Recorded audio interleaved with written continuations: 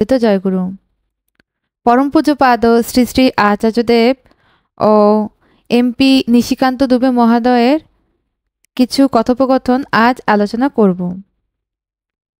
সন্ধ্যা ৮টার দিকে আচার্যদেব ফিলান্থপি সম্মুখস্থ মণ্ডপে বসেছেন।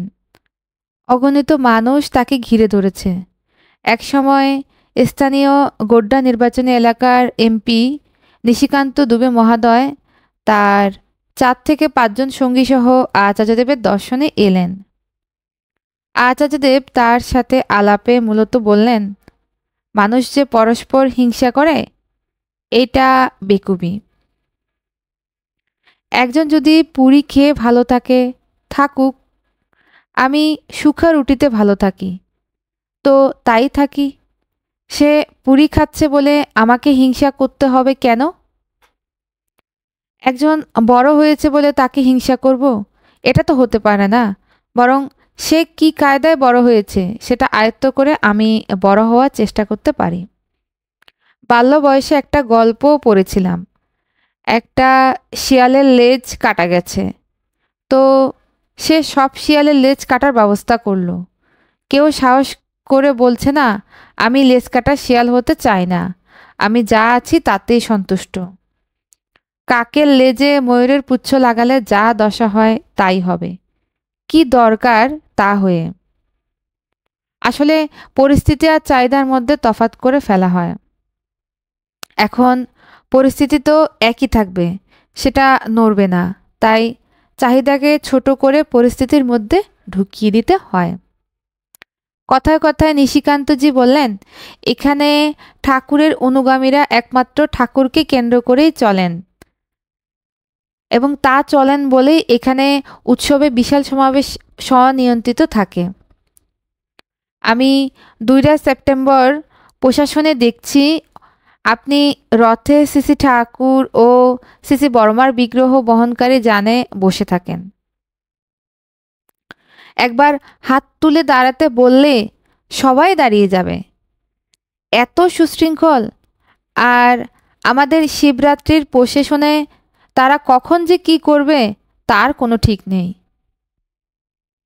নিশিকান্তজি এও জানালেন, এবার থেকে শিবরাত্রির প্রশাসনে শঙ্খমোর সৎসঙ্গ নিকটস্থ এলাকা হয়ে ঘুরিয়ে নিয়ে যাওয়া হবে। আচার্যদেব বললেন, 2 সেপ্টেম্বরের ভিড় ড্রোন ক্যামেরায় তোলা হয়, তো আমি সেবার ছবিতে দেখলাম অটোমিক স্ট্রাকচারের মলিকিউলগুলো যেমন একটা ছন্দে এগোয়, এও যেন সেই রকম চৌসের মধ্যে কসমস, অপূর্ব দেখতে।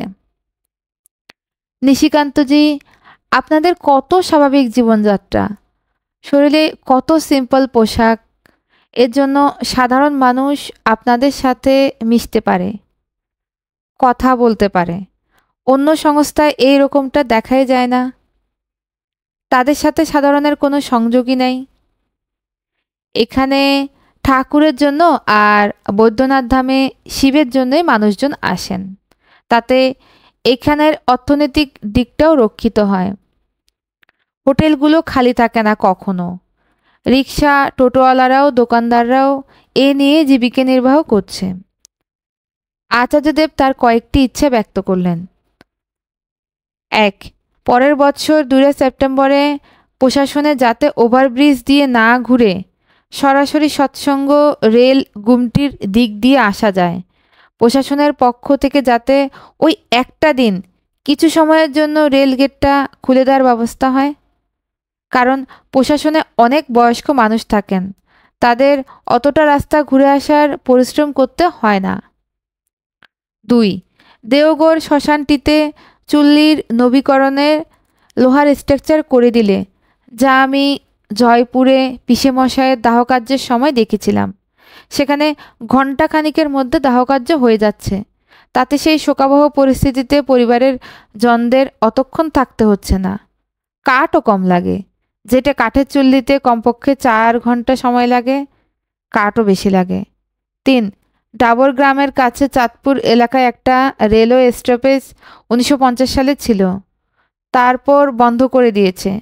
সেটা চালু করানো হলে ওই অঞ্চলের অধিবাসীরা সহজে দেওঘর আসতে পারবেন। রোগী নিয়ে সড়কযোগে টেম্পু টোটোতে আসতে খরচ বেশি পড়ে। গর্ভবতী মহিলাদের ঝাঁকুনির মধ্যে পড়তে হয়। নিশিকান্তজি রেল লাইন নিয়ে পরিকল্পনার কথা জানালেন। বারবার বলতে লাগলেন, আমি আত্মসমর্পণের ভাব নিয়ে আপনার কাছে এসেছি। আপনি যা বলবেন সেই রকমই হবে। প্রসঙ্গত নিশিকান্তজি বলেন, সিসি দাদার গত হওয়ার সংবাদ শুনে প্রধানমন্ত্রী নরেন্দ্র মোদীজি আমাকে জিজ্ঞেস করেন, এই সংবাদ কি সত্যি? সত্যতা জেনে তিনি অভারই ব্যক্ত করেন। আবার গৃহমন্ত্রী অমিত শাহজি আপনার দর্শনে এসে ফিরে গিয়ে বলেন, ওনার সান্নিধ্যের কিছু সময় আমি বেশ উপভোগ করেছি। আচার্যদেব প্রসঙ্গত বলেন, রাজনারায়ণ বসুর 100 বছর আগের একটা বই আমি পড়েছিলাম। উনি এখানে এসে থাকতেন। লিখছেন, আশ্বিন মাসে দারোয়া নদীতে জল বয়ে যেত আর আমি পাড়ে বসে ধ্যান করতাম। নিশিকান্তজি বলেন, আবার সেই রকম হয়ে যাবে, কাজ চলছে। আলোচনা এই পর্যন্তই। সকলকে আমার আনন্দিত জয়গুরু।